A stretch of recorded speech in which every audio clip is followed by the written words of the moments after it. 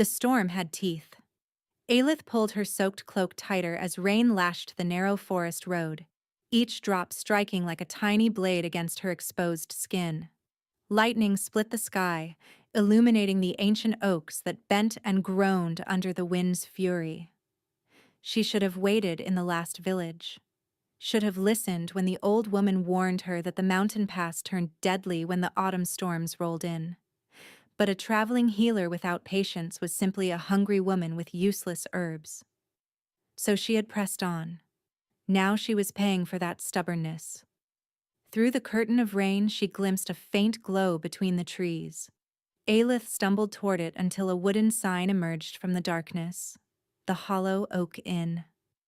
She pushed through the door and nearly wept at the wave of heat that enveloped her. The common room was packed with travelers driven inside by the storm. The innkeeper, a stout woman with flour-dusted hands, shook her head at Aelith's entrance. "No rooms, love. Storm's driven half the province through my door tonight. Best I can offer is a spot by the fire." Aelith nodded numbly and found an empty corner near the hearth, sinking to the floor as exhaustion claimed her bones. "That corner looks remarkably uncomfortable." The voice came from above her, deep, quiet, touched with amusement. Aelith looked up. The man standing over her was tall, broad-shouldered, dressed in simple dark traveling clothes. His hair was black as a moonless night, falling across a forehead that spoke of noble bearing, but it was his eyes that captured her. Amber gold, bright as flames, watching her with an intensity that made her breath catch. "I have a room," he continued. "The last one. It seems wasteful to let half of it sit empty while you shiver on the floor." Aelith's cheeks flushed. "I couldn't possibly." "There's only one bed," he said. "But I can sleep in the chair." She should refuse. Every instinct bred into a woman traveling alone screamed at her to politely decline, but his eyes held no threat. Only a strange gentleness at odds with his powerful frame, and she was so very cold. "Just for tonight," she heard herself say. The stranger smiled. "Just for tonight." His name was Kalen. He was a traveler, he said, with business in the Eastern Territories. He did not tell her what business. Aelith did not ask. The room was small but clean, dominated by a bed and a single wooden chair. Kalen settled into the chair while Aelith changed into a dry shirt he offered from his pack. Soft linen that smelled of pine and something wilder. "Who are you?" she whispered. He crossed to her with steps that were almost predatory in their grace, stopping inches away. "Someone who has been waiting a very long time to find someone like you." His hand cupped her face, his thumb tracing her cheekbone. "I should warn you. If I kiss you now, I will not be able to let you go tomorrow. My wolf has already decided." His voice dropped. "Tell me to stop, and we part as strangers at dawn." Aelith's heart hammered. She had known this man for less than an hour, but her wolf was howling. "And if I don't tell you to stop?" His eyes blazed. "Then you're mine, Aelith, tonight and always." She rose on her toes and pressed her lips to his. The night became a fever dream of tangled limbs and whispered confessions. Later, as they lay intertwined in darkness, Kalen's lips found the curve of her hip. "I need to mark you," he said hoarsely. "If I don't claim you properly, my wolf will never forgive me." "Yes," she whispered. His teeth sank into her flesh. The pain transformed into pleasure, connection, a bond that wrapped around her soul. "You are mine now," he growled. "When my business here is finished, I will come for you. I will announce you before my people." "Your people?" But he only kissed her again. "Soon. I will explain everything soon.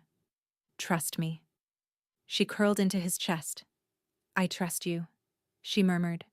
She did not see the anguish that crossed his face, and she did not wake when he slipped away before dawn, leaving only a note. "Wait for me. I will return within the fortnight. Everything I have is yours. 3 weeks later." Aelith stood in the shadow of a marble pillar, staring at the great hall of Valanthor, the claiming ceremony. She had heard about it in the village where she'd been waiting. The Alpha King was finally choosing his queen. Every noble house had sent their daughters. Aelith had come because Kaelin had not returned. His fortnight had stretched into 3 weeks with no word. The claiming mark on her hip burned constantly. And then she had heard whispers, rumors of a man with black hair and amber eyes conducting private business in the Eastern Territories, the Alpha King himself. Impossible, she had told herself. But the whispers had burrowed into her brain, and she could not extract them without knowing the truth. Now trumpets announced the royal procession, and then he appeared. The Alpha King of Valanthor strode through the parting crowd. Kaelin, her Kaelin. The man who had shared his room with a shivering stranger. The man who had marked her as his mate. He was the Alpha King, and he had never told her. 5 women in flowing white gowns ascended the dais. At their center walked Saravine of House Morvain, with hair like liquid silver and a smile sharp as broken glass. Kaelin, Alpha King of Valanthor, the High Elder intoned, the realm awaits your choice. Look at me, Aelith begged silently. Feel the bond. Find me. Kaelin stepped forward. His movement was wrong, stiff, mechanical. His eyes were flat and empty. Ah, I choose Saravine of House Morvain. The crowd erupted with cheers, and Aelith felt something inside her shatter. The mark on her hip exploded with agony. Through tear-blurred vision, she watched Kaelin raise Saravine's hand to his lips. He did not look for her. He did not hesitate. Her hand moved to her belly, where a secret had been growing for 2 weeks. His child. And he had just chosen another woman. Aelith fled. Far behind her, a howl split the sky, raw, anguished, and inhuman. But she was already gone. The village of Willowmere sat at the edge of the world. Aelith had walked for 3 days to reach it, choosing the most remote settlement she could find. She arrived in winter's grip, claiming to be a young widow fleeing grief. The village elder offered her the abandoned cottage by the river in exchange for her healing skills. That was 3 months ago. Now spring fought through the last snows, and Aelith had become simply the healer woman who kept to herself. She delivered babies, set broken bones, brewed remedies for fevers, and every night she lay awake with her hands on her belly, feeling the life within grow stronger. The children moved constantly now, kicks coming from opposite sides as if 2 small bodies competed for space. Royal blood, her wolf whispered. Strong pups. She pushed the thought away. You are mine, she murmured to the darkness. Only mine. But the mark on her hip still burned. 3 months, and it had not faded. Among their kind, a rejected claiming bite should wither and disappear within weeks. Instead, hers had darkened, deepened. Sometimes she felt something through it, a presence, a searching, a desperate hunger clawing at her consciousness. False hope, she told herself. Nothing more. A knock at her door shattered the morning quiet. Briella, the blacksmith's wife, stood on her threshold, face flushed with excitement. Mistress Wren, traders from the capital bring news. The Alpha King has gone mad. The world swayed. Mad? Completely mad. He has torn the kingdom apart searching for a woman. No one knows who she is, only that he will destroy anything standing between him and finding her. The mark on her hip flared with heat. 20,000 gold pieces for information, Briella continued breathlessly. He does not sleep, does not eat. And his chosen queen? Confined to her chambers? He has not touched her since the ceremony. Aelith's mind reeled. Why would he search for a woman he publicly rejected? The affairs of kings are not our concern, she said, forcing steadiness into her voice. But after Briella left, she sank into her chair with trembling legs. The connection between them pulsed with distant urgency. What if something was wrong that night? What if the emptiness in his eyes was not indifference? That night, she dreamed of him. Kaelin stood in a moonlit clearing, gaunt and hollow-eyed. Aelith, where are you? I cannot find you. She tried to speak, but no sound emerged. Please come back. My wolf is dying without you. His fingers brushed her cheek. She woke gasping, her mark burning so intensely she cried out. Somewhere far to the west, she could have sworn she heard a wolf howling. The wolves came 3 days later. Aelith was hanging herbs to dry when she spotted them, 5 massive shapes emerging from the tree line. Their eyes gleamed with intelligence no ordinary animal possessed. Pack wolves, the Alpha King's hunters. They found me. Then the mark on her hip exploded. Agony radiated through her body, searing, overwhelming. Beneath the pain, she felt a presence crashing against her consciousness. He was close. Not just his wolves. Him. The children kicked violently, as if responding to their father's proximity. A heavy knock shook her door. Mistress Wren, please open the door. We mean you no harm. She grabbed the iron poker and answered. 3 men stood on her threshold. 2 were warriors. The third commanded her attention. Perhaps 50. Dark hair streaked with gray, amber eyes that held something like relief. My lady, I am Lyric, first beta to the Alpha King. We have been searching for you for 93 days. You have made a mistake. My name is Wren. You are Aelith, born of no recognized house. His gaze dropped to her belly. You bear the king's claiming mark and his children. How do you know about the children? Twins. The king has dreamed of them every night since you disappeared. Lyric's expression softened. May we come inside? What I must tell you cannot be spoken where others might hear.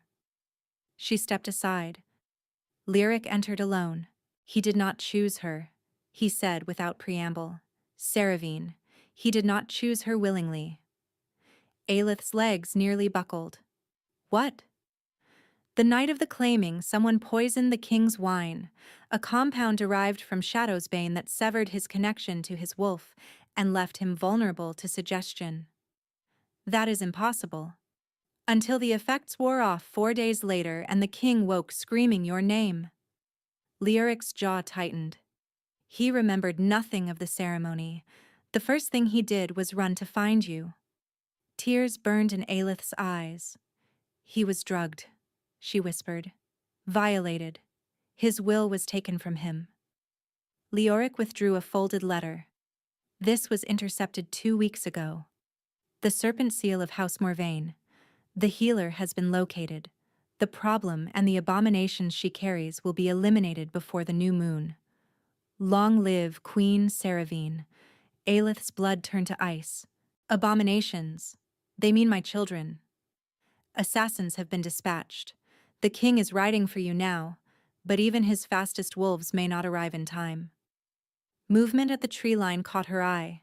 Shapes emerged from the forest, black-furred wolves with predatory coordination, and leading them, a figure in dark leather wearing a wolf skull mask, crossbow already raised. They found us, she whispered. Leoric's eyes flashed amber. Get to the cellar. Now. The first arrow shattered her window. Glass exploded across the floor. Leoric shoved Aelith toward the back wall as a second arrow punched through where her head had been. Dark liquid glistened on its tip. Poison. A third arrow caught Leoric in the shoulder. He staggered but ripped it free with a snarl, his body exploding into wolf form as he crashed through the shattered window. Through the chaos, Aelith watched Leoric's silver wolf grapple with 3 attackers at once. The poison was slowing him. His strikes grew sluggish. One black wolf lunged for his throat. Aelith's hand flew out without conscious thought. Amber radiance erupted from her palm. The attacking wolf was hurled backward, fur smoking. It crashed into its companions, scattering their formation. Aelith stared at her trembling hand. This was not her minor healing ability. This was something else entirely. The children. Their magic is awakening. Another wave of assassins surged toward the cottage.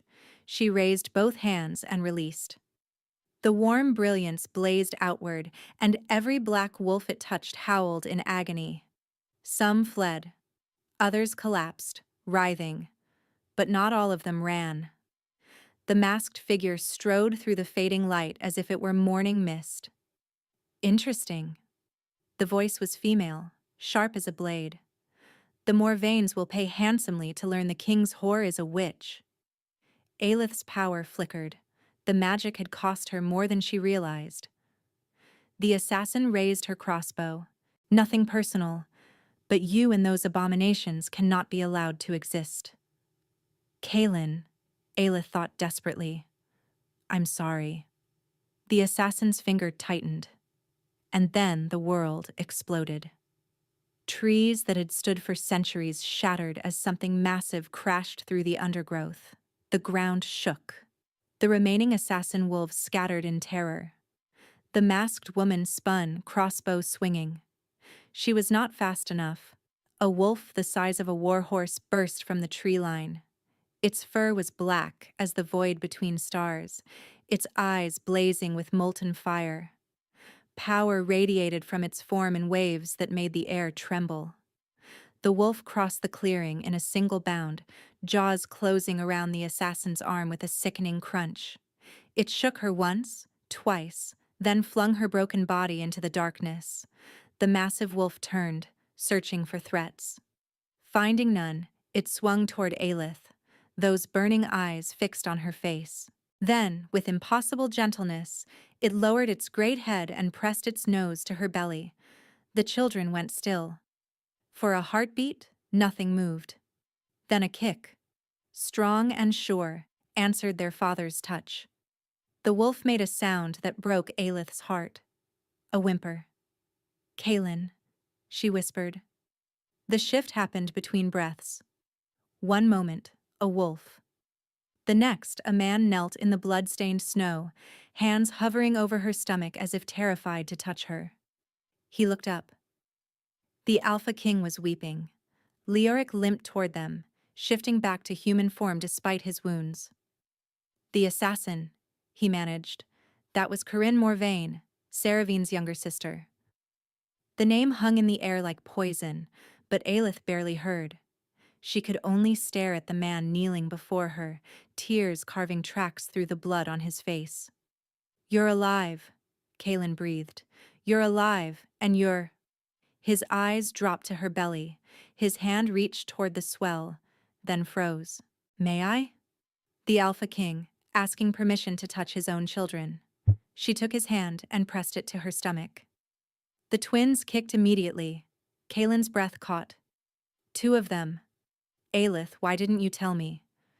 The question shattered the fragile moment. Tell you? Her voice came out sharp. When exactly? Before or after you chose Seravine in front of the entire kingdom? He flinched. I didn't choose her. I was drugged. I was there. I watched you take her hand while I hid in the shadows like a shameful secret. That isn't what happened. Then what did happen? Kaelin's expression crumbled. I woke in a bed I didn't recognize, with a woman I despise trying to touch me. The only thing I felt was that something was wrong. Something was missing. His voice broke. Then the bond came roaring back, and I knew you were gone. Through the mark, she felt his emotions bleeding through. Not lies, only anguish. I didn't sleep, he continued hoarsely. I sent every wolf to search for you. I emptied the treasury. They think I've gone mad. His eyes found hers. Perhaps I have, because I would burn my kingdom to ashes before I let anyone but you sit beside me. A sob escaped her throat. I waited for you, she choked out. At the inn, I was going to tell you about the babies. And when I didn't come, you thought I had used you. I thought you had thrown me away, that I meant nothing. You mean everything. Kaelin cupped her face. You are my heart, my home. Without you, I am nothing but a hollow throne and a howling wolf. I never stopped loving you, she confessed, even when I wanted to hate you. He made a sound between laugh and sob. Then he kissed her. The bond between them roared back to life. His emotions crashed into hers. Love, relief, fierce protectiveness. When they broke apart, his eyes were molten amber. I have to complete the bond properly, but first. A guard came running, face pale. My king, the Morvaines have seized the palace. Lord Morvaine claims you abandoned your throne. Lady Saravine has been declared acting queen. Aelith felt the blood drain from her face.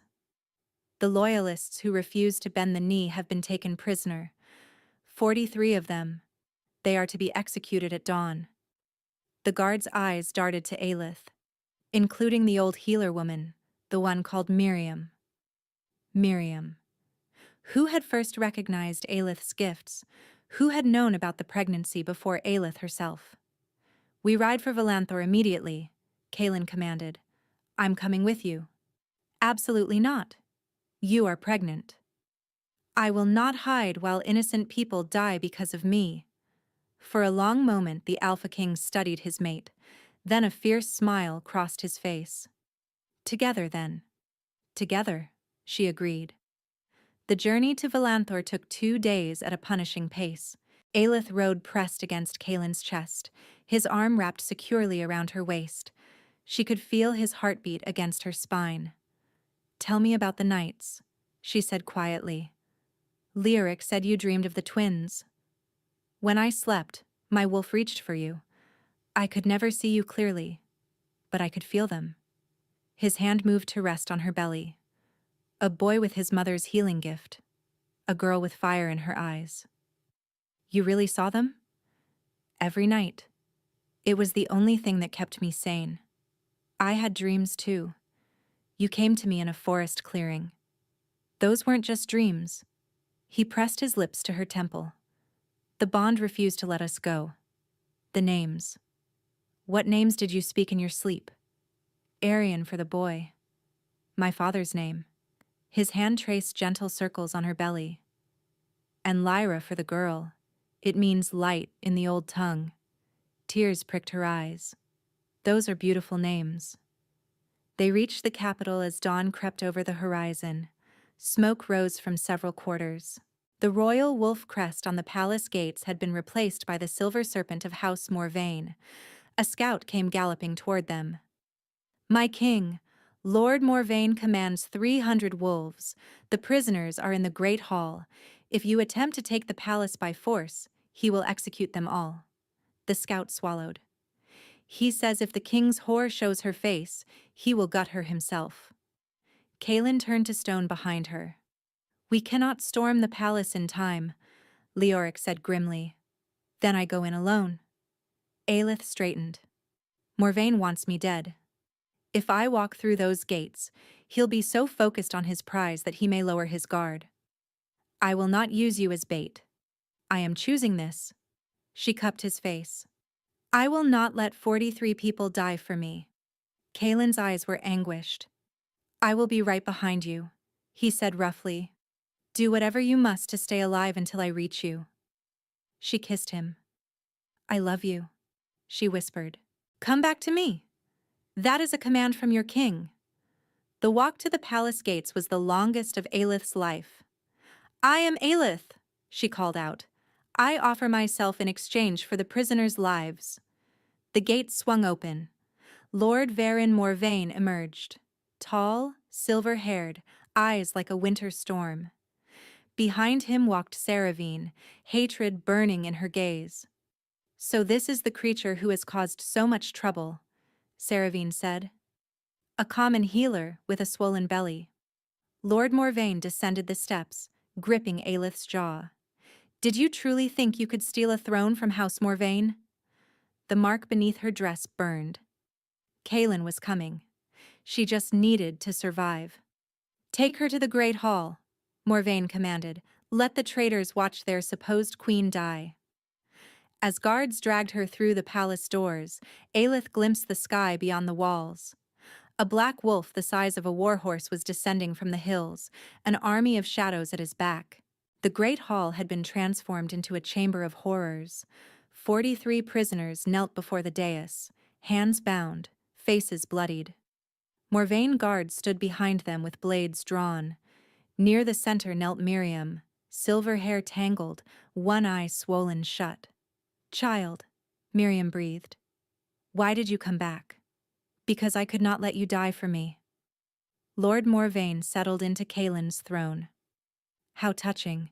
The healer whore returns to save her fellow servants.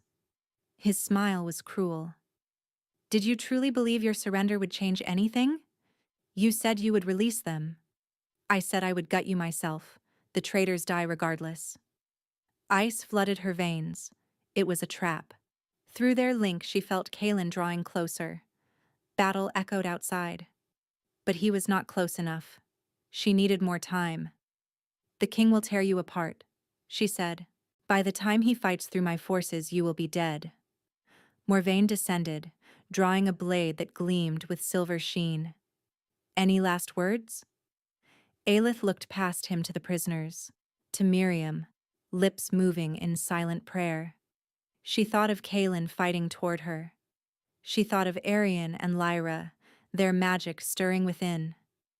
"Not yet," she told them. "Let him think I am helpless."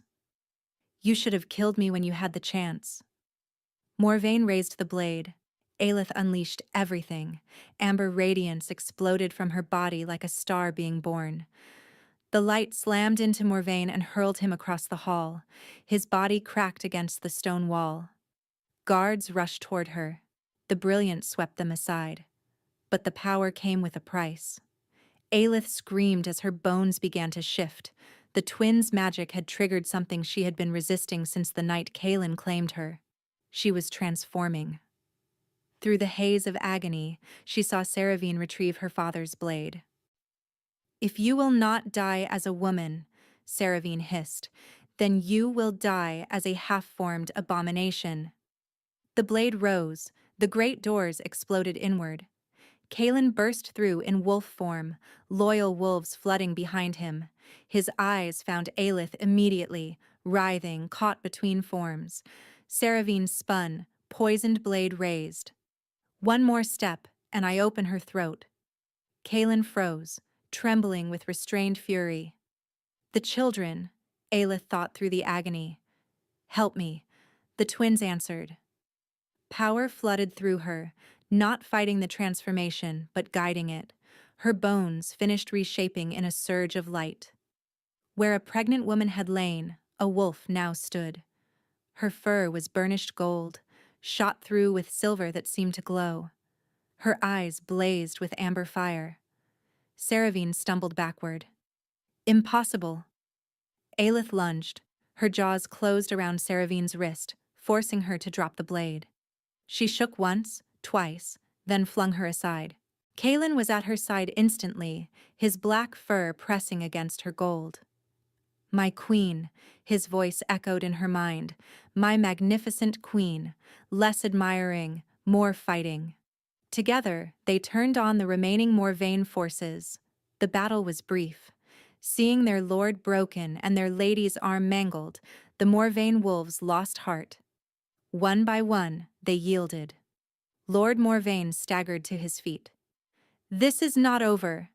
Kaelin shifted to human form. "House Morvain ends tonight." His fist connected with Morvain's jaw, and the lord crumpled. Aelith shifted back, trembling. Kaelin wrapped his cloak around her, hands checking for wounds. "The babies." "Fine." She pressed his palm to her belly. "They guided the transformation. They knew we needed to fight together." He pulled her into his arms. They had won. The throne room was silent as Aelith and Kaelin stood before the assembled wolves. Dawn light streamed through the great windows. "My people," Kaelin announced. "You have witnessed treachery and triumph this night. 3 months ago, I was drugged and violated, forced to speak words I did not choose. The Morvains stole my will and drove away my true mate." He took Aelith's hand. "This woman is Aelith, chosen by the bond before I knew her name. She carries my heirs, twins, conceived in love. They will be your future prince and princess. Gasps rippled through the crowd. The choosing is void. It always was. His eyes blazed. I claim Aelith as my queen, not by ceremony, but by the sacred bond that connects our souls. He turned to her, voice dropping. The bond between us was incomplete. I claimed you, but you never claimed me. He tilted his head, baring his throat. Claim me, Aelith. Make it complete. Around them, hundreds of wolves watched in breathless silence. She stepped close, pressing her lips against his throat. Her wolf rose within her. Her teeth sank into his flesh. The world exploded into light. The completed bond was everything. Aelith felt Kaelin's essence pour into her as hers flowed into him. Every memory, every secret corner of their hearts laid bare.